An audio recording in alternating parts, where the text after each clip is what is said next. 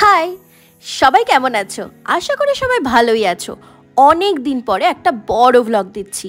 দিনটা ছিল 21শে মার্চ। সপরিবারে গেছিলাম বোলপুর তারাপীঠে মায়ের দর্শনে। আর ছিল হচ্ছে ভান্ডারা।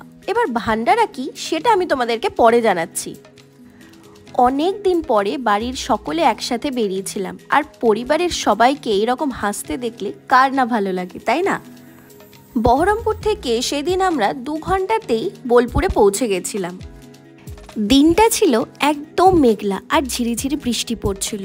এত সুন্দর ঠান্ডা ওয়েদারে একটা লং ড্রাইভ মনটাকে একদম ভরিয়ে দেয়।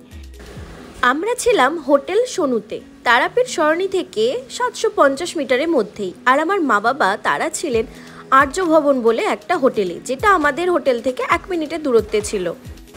তবে আর্য ভবন হোটেলটা তুলনামূলকভাবে আমাদের হোটেলের থেকে অনেকটাই ভালো ছিল। এবার আসি ভান্ডারা কি। মার্চ মাসের ঠিক দোলের পর প্রথম অমাবস্যাতে এই অনুষ্ঠানটা হয়ে থাকে, যেখানে তারাপীঠে বসবাসকারী সাধু, সন্ন্যাসী, দুস্থ মানুষদের খাওয়ানো হয়। 3 দিনের প্রোগ্রাম। প্রথম দিন নানান জায়গা থেকে যারা এই ভান্ডারা অর্গানাইজ করেন তারা সকলে এসে একত্রিত হন। দ্বিতীয় দিনে হয় মায়ের পুজো আর রাতে মহাযজ্ঞ। আর শেষ দিনটায় মেন অনুষ্ঠান মানে ভান্ডারা অনুষ্ঠিত হয়, যেখানে সকল সাধু, সন্ন্যাসী এবং দুস্থ মানুষদের জন্য একটা মধ্যাহ্নভোজনের আয়োজন থাকে।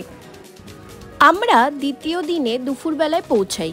সেই দিনই ঠিক করি পুজো দিতে যাব, তাই বৃষ্টির মধ্যে ছাতা নিয়ে বেরিয়ে পড়ি। আমি বেশ অনেক বছর পরই তারাপীঠে এলাম।